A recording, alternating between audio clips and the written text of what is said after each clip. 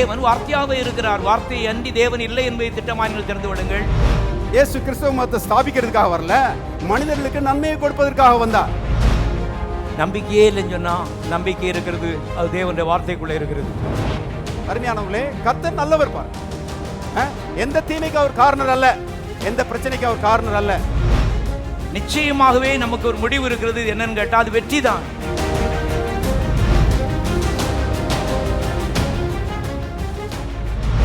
இயேசு அருந்த பூலோகத்திலே 33 ஆண்டுகள் வாழ்ந்தார். 3 ஆண்டுகள் ஊழியம் செய்தார். 12 சிஷ்யர்களை வைத்திருந்தார். உலகத்தில் ஊழியம் செய்யும் பொழுது அருமையானவர்களே, அவருடைய 12 சிஷ்யர்களையும் அவர் எவ்விதமாய் பாதுகாத்தார் என்று அவரே சொல்கிறதை பார்க்கிறோம். அது நமக்கு பாடமாக அமைகிறது. பாருங்கள், யோவான் சுவிசேஷம் 17ஆம் அதிகாரம் 12ஆம் வசனத்திலே 12, நான் அவர்களுடனே கூட உலகத்தில் இருக்கையில் அவர்களை உம்முடைய நாமத்தினாலே காத்து கொண்டேன். நீர் எனக்கு தந்தவர்களை காத்து கொண்டு வந்தேன். கவனிங்க, அவரோடு இருந்த 12 சீஷர்களையும் தேவனுடைய நாமத்தினாலே கர்த்தர் காத்து கொண்டு வந்தார் என்று எழுதப்பட்டிருக்கிறது. தேவனே அந்த நாமத்தை வச்சு தான் ஜெயிக்க முடியும்னு சொன்னா நாம் எவ்வளோ அதிகம் அருமையானவர்களே. ஆகவே தேவனுடைய நாமம் உங்களுடைய வாழ்க்கையில முக்கியமான பங்கு வகிப்பதாக. தீமை நிறைந்த உலகத்தில் வாழுகிறோம். ஆனால் தீமை நிறைந்த வாழ்க்கையை நாம் விரும்புவதில்லை. வாழ்க்கை நன்மை நிறைந்த வாழ்க்கையாக இருக்க வேண்டுமானால் தீமையை விரட்டி அடிக்க வேண்டும். அதை நாம் தான் செய்ய வேண்டும் என்று வேதத்தில் எழுதப்பட்டிருக்கிறது. ஆகவே இன்றைக்கு அநேக மக்கள் ஆவிக்குரிய உலகத்திலே உபவாசம், கண்விழிப்பு, கண்ணீர், பிரதிஷ்டை, இதுதான் மேலான அனுபவம் என்று யோசித்து கொண்டிருக்கிறார்கள். இதுக்கெல்லாம் பிசாசு பயப்பட மாட்டான். பயப்படலை, நம்ம பார்த்துட்டு இருக்கோம், கண்கூடா பார்த்து கொண்டு இருக்கிறோம். எதுக்கு பயப்படுறான்னு சொன்னா, தேவனுடைய சிலுவை, தேவனுடைய ரத்தம், தேவனுடைய நாமம், தேவனுடைய வார்த்தை, தேவனுடைய ஆவியானவர், இவைகளுக்கு பயப்படுறான். அதனால் கண் திறந்து எது முக்கியம் என்பதை சத்தியத்திலிருந்து அறிந்து கொண்டு மாற வேண்டும். பழைய பாரம்பரியத்திலேயே அருமையான இருந்து கொண்டு எந்த நேரம் உபவாசம் தான் சொல்லிட்டு வாழ்க்கையில் அருமையான பல்வேறு துன்பங்களுக்கு இடம் கொடுத்து கஷ்டப்படுவது தேவனுக்கு இஷ்டம் இல்லை. கஷ்டப்பட்டுக்கிட்டே தோத்திரம் பண்ணிக்கிட்டே இருக்கிறார்களே தேவனுடைய மக்கள். இவ்வளவு உபவாசம் பண்ணி இன்னும் பதில் வரலையேன்னு வேதனைப்பட்டு கொண்டிருக்கிறார்கள். நம்முடைய உபவாசமும் ஜெபமும் அல்ல, தேவனுடைய நாமத்தினாலே காத்து கொண்டு வந்தேன் என்று இயேசு சொல்கிறதை பார்க்கிறோம். இயேசு சீஷர்களை தேவனுடைய நாமத்தினாலே பாதுகாத்து கொண்டிருப்பாரானால் நாம் எவ்வளவு அதிகமாக இதை பயன்படுத்த வேண்டும் என்பதை கற்றுக்கொள்ளுங்கள். இந்த நாமம் நம்முடைய லாபத்திற்காக அருமையானவர்களே கொடுக்கப்பட்டிருக்கிறது, நமக்கு கொடுக்கப்பட்டிருக்கிறது என்பதை வேதம் திட்டமாய் போதிக்கிறது. இயேசுவின் நாமம், தேவனுடைய நாமம் என்பது இயேசுவின் நாமம். அந்த நாமத்தை தேவன் நமக்கு தந்திருக்கிறார். ஏனென்றால் பொல்லாங்கன்னு இருக்கிற இந்த உலகத்தில் இந்த நாமம் இல்லாமல் ஜெயிக்க முடியாதுங்கிறது அவருக்கு தெரியும். அப்போஸ்தலனாகிய பேதுரு உயிர்த்தெழுதலுக்கு அப்புறம் ஜெபிக்க போகிறான். தேவாலயத்திற்கு போகிற வழியில் ஒரு நொண்டி அலங்கார வாசல் நடையிலே உட்காந்து பிச்சை கேட்டுட்டு இருக்கிறான். இவங்கிட்ட பிச்சை கேட்டான். ஆனால் பேதுருவுக்கு உள்ளே இருந்து ஆவியானவர் ஒரு எழுப்புதலை கொடுத்தார், ஒரு எண்ணத்தை கொடுத்தார். அவர் மனதில் என்ன வைத்திருந்தானோ அதை ஞாபகப்படுத்தினார். ஆகவே இவன் சொன்னான், எங்களை நோக்கிப்பார் சொன்னான். அந்த பிச்சைக்காரன் ஏதாவது கிடைக்குன்னு சொல்லி உங்களை பார்த்தான். பேதுரு சொன்னான், வெள்ளியும் பொன்னும் என்னிடத்தில் இல்லை, என்னிடத்தில் உள்ளதை உனக்கு தருகிறேன். நசரேனாய் இயேசுவின் நாமத்தினாலே எழுந்து நடன்னு சொல்லி வலது கையை கொடுத்து அவனை தூக்கி விட்டான். 40 வருஷம் நொண்டியாக இருந்தவன் எழுந்து நடந்தான் என்று வேதம் சொல்கிறது.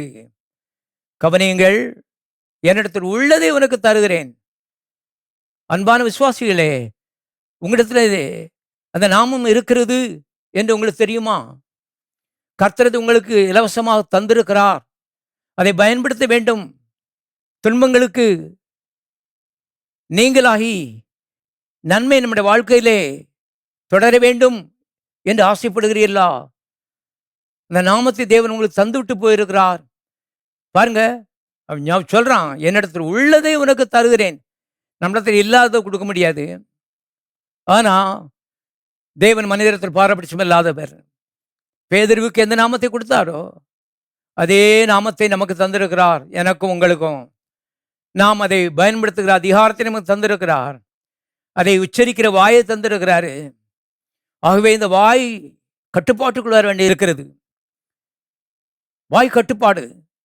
அடிக்கடி இயேசுவின் நாமத்தை அருமையால் உச்சரித்து பிசாசை அருமையால் விரட்ட வேண்டியது உங்களுடைய பொறுப்பு என்று வேதம் திட்டமாய் சொல்கிறது. ஏனென்றால் பிலிப்பியர் நிருபத்திலே இந்த இயேசுவின் நாமத்தை குறித்து சில குறிப்புகள் அருமையானே கொடுக்கப்பட்டிருக்கிறது. வாசிக்கிறேன். பிலிப்பியர் 2வது அதிகாரம் 9வது வசனத்தில் வாசிக்கிறேன். ஆதலால் தேவன் எல்லாவற்றுக்கும் மேலாக இயேசுவை உயர்த்தி இயேசுவின் நாமத்தில் வானோர் புதலத்தோர் பூமியின் கீழானோருடைய முழங்கால் யாவும் முடங்கும்படிக்கு மேலான நாமத்தை அவருக்கு கொடுத்தார். முக்கியமான வசனம் திருப்பி வாசிக்கிறேன். ஆதலால் தேவன் எல்லாவற்றுக்கும் மேலாக இயேசுவை உயர்த்தி இயேசுவின் நாமத்தில் வானோர் புதலத்தோர் பூமியின் கீழானோருடைய முழங்கால் யாவும் முடங்கும்படி மேலான நாமத்தை அவர் கொடுத்தார். எல்லாரும் சொல்லுவோம், இயேசுவின் நாமம் மேலான நாமம். பாருங்கள், எப்போதும் உங்களுடைய மனதில் இது நிறைந்திருக்கட்டும். இயேசுவின் நாமம். பிசாசுகள் கண்டு பயந்து நடுங்குகிற நாமம். அந்த நாமத்துக்கு முன்னால பிசாசு நிற்க முடியாது. பிசாசு ஒருவேளை உங்களுக்கு பயப்படாமல் இருக்கலாம். ஆனா நீங்க இயேசுவின் நாமத்தை கையாளுவீர்களானால் உங்களுக்கு பயப்படுகிறான், பயந்து ஓடுகிறான் என்று வேதம் சொல்கிறது. இதை நீங்கள் புரிந்து கொள்ளுங்கள். மக்கள் பொதுவாக பிசாசுன்னு சொன்னா பயந்து நடுங்குகிற ஒரு காட்சியை பார்க்கிறோம். அவர்கள் ரட்சிக்கப்பட்டு விசுவாசிகளாக மாறும் பொழுது மனநிலையிலே மாற்றம் ஏற்படாதபடி அப்படியே இருக்கிறது. இது அநேகருடைய நிலையாக இருக்கிறது. அவர் தான் கர்த்தர் சத்தியத்தை கொடுத்திருக்கிறார், வேதத்தை கொடுத்திருக்கிறார். வேதம் சொல்கிறது இயேசுவின் நாமத்தை கர்த்தர் நமக்கு கொடுத்திருக்கிறார். அது மேலான நாமம். அந்த நாமத்திலே பிசாசுடைய முழங்கால் யாவும் முடங்கும். பாருங்க, பிசாசுகள்னு சொன்ன உடனே மூத்தவர்களுக்கு கூட பயம் ஆட்டி படைக்கிறதை கண்கூடாக நாம் பார்க்கிறோம். வானமண்டலத்திற்கு பொல்லாத சேனை என்று வாசிக்கிறோம் எபேசியர் 6:12. அதை வாசித்த உடனே பாருங்க, நான் கேள்விப்பட்டேன் சில விசுவாசிகள் வானமண்டலத்தில் இருக்க பொல்லாத சேனைகள்னு சொன்னோடனே அமெரிக்காவில் 100வது மாடியில் ரூமுகளை வாடகைக்கு எடுத்து நூற்றுக்கணக்கான மக்களை அங்கே கூட்டி உபவாசம் பண்ணி வானமண்டலத்திற்கு பொல்லாத ஆவியின் சேனைகளை கட்டுறோன்னு சொல்லி நாட்கள் வாரங்கள் விதமாக உபவாசம் இருந்து கண்ணீர் விட்டு போராடி கொண்டிருக்கிறார். அருமையான தேவனுடைய மக்களை நன்றாய் கவனியுங்கள். இயேசு கிறிஸ்து தனியனாய் வானமண்டலத்தின் எல்லா பொல்லாத சேனைகளையும் அவர் அழித்து தீர்த்திருக்கிறார். எல்லாவற்றுக்கும் முடிவு கட்டி இருக்கிறார். எல்லா பிசாசுகளும் இன்றைக்கு அடிமையானே தோற்றுப்போன பிசாசுகள், வானமண்டலத்தின் பொல்லாதாவின் சேனைகள் பேரலைஸ்ட் என்று எழுதப்பட்டிருக்கிறது. கர்த்தர் அதற்கு திமிர்வாதம் பிடிக்க பண்ணி இருக்கிறாரு. ஒன்றும் செய்ய முடியாது. விசுவாசிகளை அவிசுவாசிகள்கிட்ட ஆட்டம் போடலாம், ஆனால் விசுவாசிகள்கிட்ட ஒன்றும் செய்ய முடியாது. இதை விசுவாசிகள் புரிந்து கொள்ள வேண்டியது அவசியமாக இருக்கிறது. ஆகவே அருமையானவர்களே, 1 பேரின் புஸ்தகம் 5ஆம் அதிகாரம் 8ஆம் வசனத்தில் பாருங்க, பிசாசு நம்முடைய எதிராளின்னு சொல்லி கர்த்தர் சொல்லுகிறத பார்க்கிறோம். பிசாசு நம்முடைய ஃப்ரெண்டு இல்லை. அருமையானவர்களே, பிசாசு உங்களுடைய எதிராளி. நான் வாசி காமிக்கிறேன். 1 பேரின் புஸ்தகம் 5ஆம் அதிகாரம் 8ஆம் வசனம் இவ்விதமாய் சொல்லுகிறது, தெளிந்த புத்தியுள்ளவர்களாய் இருங்கள், விழித்திருங்கள், ஏனெனில் உங்கள் எதிராளியாகிய பிசாசானவன் கர்ச்சிக்கிற சிங்கம் போல எவனை விழுங்கலாமோ என்று வகை தேடி சுற்றித் திரிகிறான். எல்லாரையும் விழுங்க முடியாது. பாருங்க, நீங்க சூப்பர் பரிசுத்தவனாக இருக்கிறதுனால அப்படி இல்லை. இயேசுவின் நாமத்தை அறிந்திருப்பீர்களானால், நீங்கள் ஆட்கள் சின்ன ஆட்களாக இருந்தாலும் சரி, படிக்காமல் இருந்தாலும் சரி, உங்கள் பக்கத்தில் வரமாட்டான், ஓடிடுவான். ஆகவே தான் விசுவாசிகள் பரிசுத்தமாய் வாழ்ந்தால் போதாது, எல்லா நாமத்திற்கும் மேலான நாமம் இயேசுவின் நாமத்தை பொக்கிஷம் என்று எண்ணி உள்ளத்திலே வைத்து, மனதிலே வைத்து, வாயிலே வைத்து, பிள்ளைகளுக்கு கற்றுக் கொடுத்து, குடும்பம் இயேசுவின் நாமத்தினாலே பாதுகாக்கப்படுகிற குடும்பமாய் இருக்க வேண்டியது அவசியமாக இருக்கிறது. நம்முடைய பிள்ளைகளுக்கு பெருமை பாருங்க, எல்லாவற்றுக்கும் மேலாக இயேசுவின் நாமம் என்பதை புரிந்து கொள்ளுங்கள். இக்க உலகத்தானுக்கு நமக்கும் பெரிய வித்தியாசம் இருக்கிறது.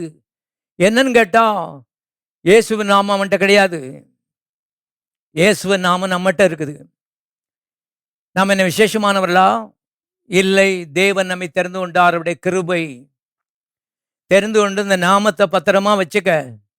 பேதுரு மாதிரி மறக்காம, ஒரு சிச்சுவேஷன் வரும் பொழுது, சூழ்நிலை வரும் பொழுது உபயோகிப்பதற்கு தயங்காதே. அருமையான கர்த்தர் நமக்கு கொடுக்கிற கட்டளை என்பதை தெரிந்து கொள்ளுங்கள். பாருங்கள், உங்கள் எதிராளியாய் பிசாசானவன் எவனை விழுங்கலாமோ என்று வகை தேடி சுற்றி திரிகிறான். பாருங்க, என்ன துன்பத்தை கொடுக்கலாம், என்ன வேதனையை கொடுக்கலாம், என்ன நஷ்டத்தை கொடுக்கலாம், என்ன இழப்பை உண்டாக்கலாம், என்ன மரணத்தை செயல்படுத்தலாம் என்ற யோசனையோடு பிசாசாசம் சுற்றி வருகிறான் என்று திட்டமாக நீங்கள் தெரிந்து கொள்ளுங்கள். எல்லாவற்றையும் மதியற்றவர்களாயிராமல் எல்லாவற்றையும் அறிந்தவர்களாக இருக்கும் பொழுது, இன்றைக்கு இல்லாவிட்டா நாளைக்கு வரக்கூடிய ஆபத்துக்கு நீங்கள் தப்பிக்கொள்ளலாம் என்பதை தெரிந்து கொள்ளுங்கள். இங்கே பிசாசு பற்றி எழுதப்பட்டிருக்கு, கரிச்சுக்கிற சிங்கம் போல சத்தம் போட்டுட்டு வரான். பாருங்க, கர்த்தரும் பல்ல பிடுங்கிட்டாரு. அதனால தான் எழுதப்பட்டிருக்கிறது, எவனை விழுங்கலாமோ என்று. சிங்கம் யாரையும் விழுங்குறது இல்லை, எல்லாத்தையும் கடிச்சு தான் சாப்பிடும். ஆனால் பிசாசுக்கு கடிக்கிறதுக்கு பல்லே இல்லை. ஏன்னா ஆதியாகமம் 3:15 அவன் தலையை கர்த்தர் நசுக்கி இருக்கிறான் எழுதப்பட்டிருக்கிறது. தலையை மிதித்து நசுக்கி இருக்கிறான் எழுதப்பட்டிருக்கிறது. இவளெல்லாம் நாம் கற்றுக்கொள்வோம். இது நமக்கு லாபத்தை தரும் என்பதை தெரிந்து கொள்ளுங்கள்.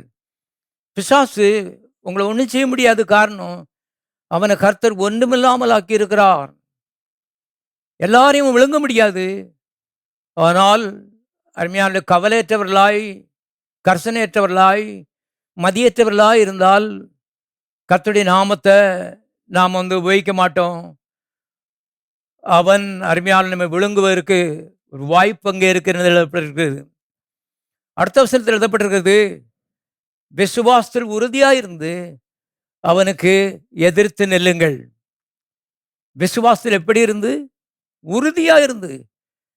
அப்படின்னா சில நேரம் துரத்தும் போது உடனே போயிட மாட்டான். போகலன்னு சொன்னோடனே போக மாட்டான்னு அர்த்தம் கிடையாது.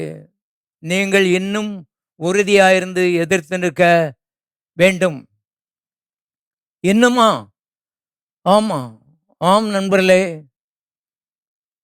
பேய் பிடித்த உலகத்தில் இருக்கிறோம். பிசாசு உலகத்தின் அதிபதியாக இருக்கிறான். அவனை இந்த உலகத்தின் தேவன் என்று 2 கொரிந்தியர் புத்தகத்தில் நான் வாசிக்கிறோம். ஆகவே தீமை செய்ததே லட்சியமாக அவன் கொண்டிருக்கிறான். அப்படி இருக்கும் பொழுது அவனை ஓட வைக்க வேண்டியத பொறுப்பு நம்முடைய பொறுப்பு. அவனை விரட்டுகிற ஒரு பொறுப்பு நம்முடைய பொறுப்பு. அதற்காக கர்த்தர் நம்மை அழைத்திருக்கிறார். அவை சோர்ந்து போகாமல் ஓடும் வரைக்கும் அருமையான இயேசு நாமத்தை உச்சரித்து ஓட ஓட விரட்ட வேண்டும். தேவன் பரலோகத்திலிருந்து பார்த்து உங்களை பாராட்ட வேண்டும். வானத்தை திறந்து உங்களுடைய குடும்பத்தை நன்மையினாலே நிறைக்க வேண்டும். ஏனென்றால் இது தேவன் உங்களுக்கு நியமித்திருக்கிற பணி என்பதை திட்டமாய் தெரிந்து கொள்ளுங்கள். பரிசுத்தமாய் இருந்தால் மாத்திரம் போதாது, ஜெபித்தால் மாத்திரம் போதாது, உபவாசித்தால் மாத்திரம் போதாது. அருமையானவர்களே, பிசாசை மடங்கடிக்கிற ஒரு வேலையை தேவன் நமக்கு கொடுத்திருக்கிறார். அவருடைய குமாரன் இந்த பூலோகத்தில் வந்து 3 வருஷம் அதை செய்தார். இன்றைக்கு நாம் அதை தொடருகிறோம். சீஷர்கள் அன்றைக்கு தொடர்ந்தார்கள், நாம் அதை தொடருகிறோம், தொடரும்படி எதிர்பார்க்கப்படுகிறோம் என்பதை தெரிந்து கொள்ளுங்கள். பாருங்கள், பிசாசு அருமையானவர்களே மனுஷ கொலை பாதகன் என்று யோவான் 8:44 வாசிக்கிறேன். யோவான் 8:44 நீங்கள் உங்கள் பிதாவாகிய பிசாசானவனால் உண்டானவர்கள், உங்கள் பிதாவினுடைய இச்சையின்படி செய்ய மனதாயிருக்கிறீர்கள். அவன் ஆதி முதற்கொண்டு மனுஷ கொலைபாதகனாயிருக்கிறான். பின்பகுதியை மறுபடியும் சொல்லுகிறேன், அவன் ஆதி முதற்கொண்டு மனுஷ கொலைபாதகனாயிருக்கிறான். அவை பிசாசு கொண்டு வருகிற துன்பங்கள், சில வியாதிகள் தேவனுடைய மிகுந்த கிருபையினாலே சோகமாகி விடுகிறது. நாம் என்ன யோசிக்கிறோம்னு சொன்னா, ஈஸி கோயிங், சரி எல்லாம் ஈஸி தான் போல நம்ம நினைச்சுக்கிறோம். இல்லை அருமையானவர்களே, பிசாசு கொண்டு வந்த நோக்கம் கொலை பண்ணுவதற்கு, கொல்வதற்கு தான் என்பதை நீங்கள் தெரிந்து கொள்ளுங்கள். ஆனால் தேவனுடைய கிருபை நம்மை பாதுகாத்திருக்கிறது. ஆனால் அதை வந்து லேசாக எடுத்துக்கிட்டோன்னு சொன்னால் பின்னால் அது ஆபத்தாக நமக்கு முடிந்துவிடும். இதை ஆழமாக புரிந்து கொண்டு தேவனுடைய வார்த்தையின்படி செயல்படும்படி வேதம் என போதிக்கிறது. பாருங்கள், பிசாசு குறித்து இயேசு தான் அருமையான பல விளக்கங்களை கொடுத்திருக்கிறார். யோவான் 10:10 பிசாசு குறித்து தேவன் சொல்கிறே பார்க்கிறோம். திருடன் திருடவும் கொல்லவும் அழிக்கவும் வருகிறான் அன்றி வேற ஒன்றுக்கும் வரான். பாருங்க, பிசாசை பற்றி இயேசு கொடுக்கிற விளக்கத்தை பாருங்க. திருடன் அவன் வந்து ஒரு திருட்டு பைய, யோக்கியன் அல்ல, மரியாதைக்குரியவன் அல்ல. திருடன் என்று எழுதப்பட்டிருக்கிறது. திருடன் திருடவும் கொல்லவும் அழிக்கவும் வருகிறானே அன்றி வேறே ஒன்றுக்கு வரான். அவனுக்கு ஆசீர்வதிக்க முடியாது, தெரியாது. ஆசீர்வதிக்கப்பட்ட ஒரு பிரதான தூதனாய் பரலோகத்தில் இருந்தவன், கர்த்தர் அவனை கீழே தள்ள வேண்டிய கட்டாயம் ஏற்பட்டது. ஏன்னா பரலோகத்தில் பிரச்சனை உண்டாக்குனான். அருமையானவர்களே, அவன் இன்றைக்கு பூலோகத்தில் தேவனை பழிவாங்கும் நோக்கத்தோடு தேவனுடைய மக்களுடைய வாழ்க்கையிலே தீமை செய்யறிலே அவன் தீவிரமாய் இருக்கிறான் என்பதை திட்டமாய் தெரிந்து கொள்ளுங்கள். ஆகவே அவன் எதிர்த்து அடிக்கிறதிலே நாம் வந்து தீவிரம் காட்ட வேண்டும் என்று வேதம் திட்டமாய் நமக்கு போதிக்கிறது. பாருங்கள், இயேசுநாதர் முதல்ல 12 பேரை அப்போஸ்தலராக தேர்ந்தெடுத்தாரு. 2வது 70 பேரை அப்போஸ்தலராக அனுப்பப்படும்படி தெரிந்து கொண்டார். அவங்க போய் ஊழியம் செய்து திருப்பி வந்து கர்த்தர்ட்ட என்ன சொல்றாங்க பாருங்க. லூக்கா 10:17 பின்பு அந்த 70 பேரும் சந்தோஷத்தோடே திரும்பி வந்து, ஆண்டவரே உம்முடைய நாமத்தினாலே பிசாசுகளும் எங்களுக்கு கீழ்ப்படுகிறது என்றார்கள். பாருங்க, சந்தோஷத்தோடு திரும்பி வந்து, உம்முடைய நாமத்தினாலே பிசாசுகளும் எங்களுக்கு கீழ்ப்படுகிறது. அருமையான நண்பர்களே, நான் அந்த காலவெளியிலே உங்களுக்கு சொல்லுகிறேன், இயேசுவின் நாமத்தினாலே பிசாசுகள் உங்களுக்கும் கீழ்ப்படியும். பிசாசுகள் உங்களுக்கும் கீழ்ப்படியும். தேவன் மனிதத்தில் பாரபட்சம் உள்ளவர் அல்ல. இவைகள் மாதிரியிலாக எழுதப்பட்டிருக்கிறது என்பதை தெரிந்து கொள்ளுங்கள். ஆகவே இந்த நாமத்தை அருமையானவர்களே அவர்களுக்கு கர்த்தர் கொடுத்திருந்ததுனால சந்தோஷம் அவர்களுக்கு உண்டாயிற்று. காரணம், பிசாசுகளும் எங்களுக்கு கீழ்ப்படுகிறது, பிசாசுகள் கீழ்ப்படியும் என்றவர்கள் எதிர்பார்க்கவில்லை. ஆனால் இயேசுவின் நாமத்தை வாழ வைத்தபோது பிசாசுகள் சொன்னபடியெல்லாம் செய்கிறதை அவர்கள் கண்டார்கள். என்றைக்கும் கர்த்தர் மாறாதவர், இயேசு கிறிஸ்து நேற்றும் இன்றும் என்றும் மாறாதவர். உங்களுக்கும் அப்படியே செய்வார். அதை கேட்ட மாத்திரத்தில் அருமையானவர்களே இயேசுநாதர் என்ன சொன்னார் பாருங்க. அவர் நோக்கி, சாத்தான் மின்னலை போல வானத்திலிருந்து விழுகிறதை கண்டேன் என்ற அர்த்தம் உங்களுக்கு தெரியுமா? பிசாசு 2 தடவை விழுந்தவன். ஒரு தடவை பரலோகத்தில் கலாட்டா பண்ணான்னு சொல்லி தேவனை போல மாறணும், தேவன் உட்கார்ந்த சிங்காசனத்தில் உட்காரணும்னு சொல்லி ஆசைப்பட்டு கர்த்தர் அங்கிருந்து தள்ளுனாரு. அது ஏசாயா தீர்க்கதரிசியின் புஸ்தகம் 14ஆம் அதிகாரத்திலே 12லிருந்து 14 வசனங்கள் வரையும் அதை குறித்த விளக்கம் இருக்கிறது. பாருங்க, ஒரு நேரம் கீழே விழுந்து தன்னுடைய சிங்காசனத்தை வான மண்டலத்திலே வைத்திருந்தான் என்பதை நீங்கள் தெரிந்து கொள்ளுங்கள். ஆகாய மண்டலத்தில் வச்சிருந்தான். இங்க 70 சீஷர்களும் பிசாசுகளை துரத்த பார்த்தோடனே கர்த்தர் சொல்கிறாரு, அந்த சிங்காசனத்திலிருந்து அவன் தரையிலே கீழே நான் விழக்கண்டேன்னு சொல்லுகிறாரு. சாத்தான் மின்னலை போல வானத்திலிருந்து தரையிலே விழக்கண்டேன் என்று சொல்கிறதை பார்க்கிறோம். அருமையானவர்களே, இயேசுவின் வார்த்தை உங்ககிட்ட தான் அவர் சொல்றாரு. ஆகவே சாத்தானை பார்க்கும்போது இன்னைக்கு சிங்காசனத்தில் பார்க்காதீங்க, தரையில பாருங்க. காலு கடியில் கிடக்கிறான். அதனால தான் அடுத்த வசனத்தில் கர்த்தர் எப்படி சொல்கிறாரு, இதோ இதோ நான் கண்களை திறந்து நன்றாய் பாருங்கள். சாத்தான் எங்க இருக்காங்க, அவனுடைய இடம் என்ன, அவனுக்கு கொடுக்கப்பட்ட மரியாதை என்ன என்பதை கண்களை திறந்து பாருங்கள். இதோ சர்ப்பங்களையும் தேள்களையும் மிதிக்கவும் சத்துருடைய சகல வல்லமையும் மேற்கொள்ளவும் உங்களுக்கு அதிகாரம் கொடுக்கிறேன், ஒன்று உங்களை சேதப்படுத்த மாட்டாது. பாருங்க, இதோன்னு சொன்னா கண்ணை திறந்து பாருன்னு அர்த்தம். பார்க்கும்போது அவர் சொல்றார், தரையில கிடக்கிறான், நீ மேல பார்க்காத, எங்கேயோ வானமண்டலத்தில் இருக்கிறான்னு சொல்லி பாருங்க. 100வது மாடிய வாடகைக்கு எடுத்து காசை செலவழிச்சு அங்க போய் உபாசம் இருந்து ஜெயிக்கிறது இல்லை, மிதிக்கிறது. பிசாசு ஜெயிக்கிறதுக்கு உபாசம் இருக்கிறது இல்லை, மிதிக்கிறது. பாருங்க, யாரோ ஒரு அம்மா பிரசங்கியார்ட்டு சொல்றாங்க, இது மாந்திரிகம் ஐயா. உடனே அவர் சொல்றாரு, இது 21 நாள் உபவாசம் போட்டார் வழிய இது சரியாவாது. அங்கேயே தோற்று போனார்கள் என்பதை தெரிந்து கொள்ளுங்கள். உபவாசம் இல்லை, இங்க பிசாசு துரத்துறதுக்கு மிதிக்க சொல்லியிருக்கார் கர்த்தர். சர்ப்பங்களின் தேள்களை மிதியுங்கள், சத்துருடைய எத்தனை வல்லமை சகல வல்லமையும் மேற்கொள்ள உங்களுக்கு அதிகாரம் கொடுக்கிறேன், ஒன்று உங்களை சேதப்படுத்த மாட்டாது. எல்லாரும் சொல்லுவோம், ஒன்றும் உங்களை சேதப்படுத்த மாட்டாது.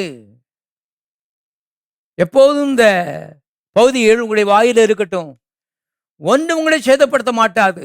இந்த வியாதி, இந்த வேதனை, இந்த பலவீனம் பார்க்கும்போது எப்படியோ தெரிகிறது. பிசாசு பயத்தை உள்ள போடுறது பார்க்கான். இயேசுவின் நாமத்தில் பயத்தை கட்டுங்க, இயேசுவின் நாமத்தில் பலவீனத்தை துரத்துங்க. அது ஓடி போகிறதை கண்டு நீங்களும் சந்தோஷப்படுவீர்கள். பாருங்கள், பேதுருடைய மாமி ஜுரமா கிடந்தா, கர்த்தர் பக்கத்தில் போய் அந்த ஜுரத்தை அதட்டுனார்னு போட்டிருக்கு, பேசினார் இந்த ஜுரத்துக்கிட்ட. பாருங்க, காய்ச்சல் ஜுரம், அது காது இருக்கா?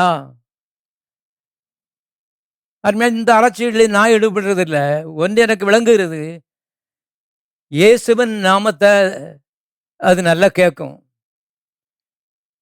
இயேசுவின் நாமத்தில் ஓடும்.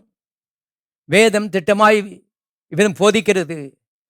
ஆகவே ஜுரத்துக்கிட்ட இயேசுவின் நாமத்தினால அப்பாலே போ சொல்லி துரத்தும்படி தேவன் எதிர்பார்க்கிறார். நான் வேதத்தில் வாசிக்கிறோம், அந்த அம்மா சுகம் ஆகி அவங்களுக்கு பணிவிடை செய்தாங்கன்னு போட்டிருக்கு. அவ்வளோ ஸ்ட்ராங் ஆகிட்டாங்க அதுக்குள்ள. அவ்வளவு ஒரு தரமான ஒரு சோத்தை கர்த்தர் அன்றைக்கு கொடுத்தாரு. அவருடைய நாமும் இன்றைக்கு நமக்கு தரும் என்பதை தெரிந்து கொள்ளுங்கள். அந்த நாமத்தை கர்த்தர் இலவசமாய் நமக்கு தந்திருக்கிறார். இதை நீங்கள் பயன்படுத்தும்படி இந்த காலை வேளையிலே கர்த்தருடைய ஆவியானவர் நமக்கு போதிக்கிறார். அருமையானவர்களே, ஆகவே 2 காரியங்கள்னாலே பிசாசு ஜெயித்தார் என்று வேதத்தில் எழுதப்பட்டிருக்கிறது. சுருக்கமாக சொல்லி முடித்து விடுகிறேன். வெளிப்படுத்தின விசேஷம் 12வது அதிகாரம் 11ஆம் வசனத்திலே, வெளிப்படுத்தல் 12, 11 இவ்விதமாய் சொல்லுகிறது. மரணம் நேரிடுவதாயிருந்தாலும் அதற்கு தப்பும்படி தங்கள் ஜீவனையும் பாராமல் ஆட்டுக்குட்டியின் இரத்தத்தினாலும் தங்கள் சாட்சியின் வசனத்தினாலும் பிசாசை ஜெயித்தார்கள். ஆட்டுக்குட்டியின் ரத்தம், சாட்சியின் வசனம், 2 காரியங்களினாலே பிசாசை விசுவாசிகள் ஜெயித்தார்கள் என்று வேதம் சொல்லுகிறது.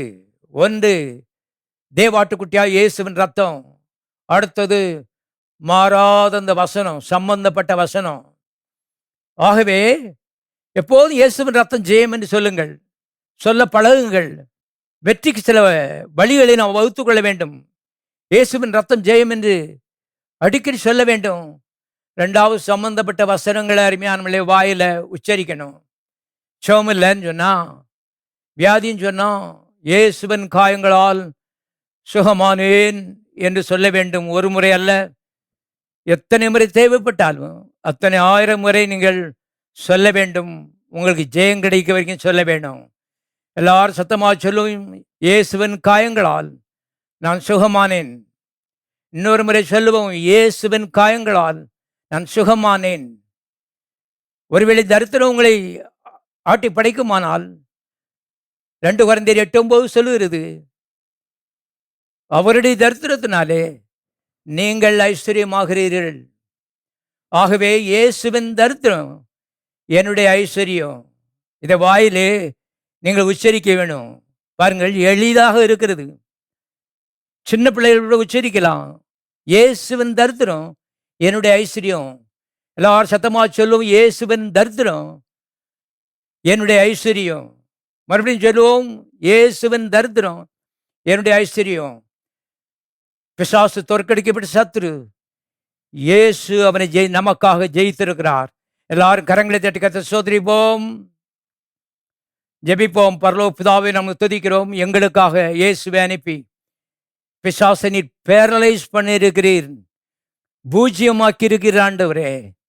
சத்துரு கர்த்தாவே இன்னைக்கு சிங்காசனத்தில் இல்லை, இன்னைக்கு தரையிலே கிடக்கிறான் என்பதை நாங்கள் பார்க்க பிரகாசமான மனக்கண்களை தருவீராக. சர்ப்பங்களின் தெள்ளி மிதிக்கவும், சத்துருடைய சகல வல்லமையும் மிதிக்கவும் அதிகாரத்தை எங்களுக்கு தந்திருக்கிறீர். எங்களுக்கு இதை புரிந்து கொள்ள திராணியின் கிருபையை தர வேண்டும் என்று இயேசுவின் நாமத்தில் நான் ஜெபிக்கிறேன். அப்படி செய்கிறதற்கு உமக்கு நன்றி. இயேசுவின் நாமத்தில் பிதாவே.